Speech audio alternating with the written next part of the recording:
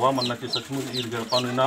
प्रेम और शांति और पूरा गुतनी नहीं गुतनी होरमार बढ़िया सुर और भाई भाई प्रेम सुर और होरमार की जीवन दुख तकलीफ मनी करी होरमार विचार उनका मन मनी मन मोटाव मनी आ मन मोटाव ग्रा भी ईद अच्छा से रौर और बढ़िया सम ट्रक और अन्य नाम सर न झंडंती कियंती और मियंती आकाश दी पता चारों फोड़ंती नम धर्मेश सिंह गोहरारोत और चाला यन गोहरारोत आदि शक्ति चाला यन गोहरारोत और साथ साथ नो नमे पूर्वजन गोहरारोत की है चाला यो मिन झंडा नन्ना कागम तो जीवनिया हमेशा सुख शांति और प्रेम की और आपस में प्रेम से और अच्छा से और हदगार में अड्डो मन का खुद में एक नन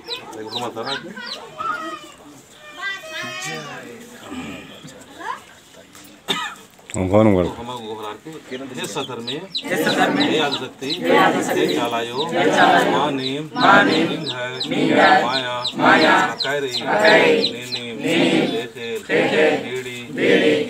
इनको चंदो मन्यमान सन्निकोहा जयजंतु मनवारी सिरजान नरकी इन्ना एम निंगन याद नना लगदम हे चालायो निंग है सरना झंडा इन्ना प्रदीप प्रकाश राशि गड़पानो गड़ा लगदम चालिनो गड़ा लगदम ईर्की गड़पानो हमेशा सुख की के शांति के भाई बहनों प्यार गुतनी प्यार सहज पुतानो प्यार से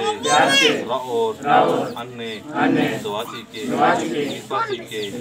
हमेशा इर्मिया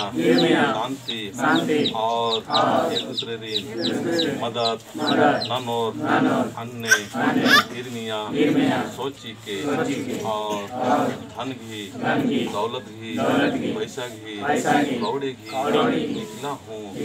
कमी हमके मना चिया इन्ना